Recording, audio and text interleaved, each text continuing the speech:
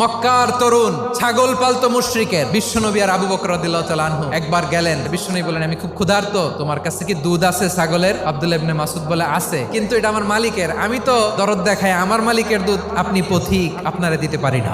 বিশ্বনবী এইটা শুনেই তারা টার্গেট করে ফেলছে। বিশ্বনবী বলেন, আচ্ছা ঠিক আছে, দুধ দিও না, কিন্তু এমন ছাগি আছে কিনা যেই ছাগির সাথে কোনো ছাগলের মিলন হয় নাই, তার ওলানে দুধও আসে নাই, বাচ্চাও নাই, এরকম ছাগির থেকে যদি আমি দুধ খাই তাহলে তো সমস্যা নাই। বলতেছে, এরকম ছাগির থেকে দুধ খাইলে সমস্যা নাই, কারণ এরকম ছাগি ওলান থেকে দুধ আসবেও না। বলতেছে, ঠিক আছে, এরকম একটা ছাগি নিয়ে আসা হলো। বিশ্বনবী বিসমিল্লাহ বলে ওই ছাগির ওলানে হাত দিলেন। হাত দিতে দেরি পুরো ওলানটা দুধে ভরে যেতে দেরি হয় না।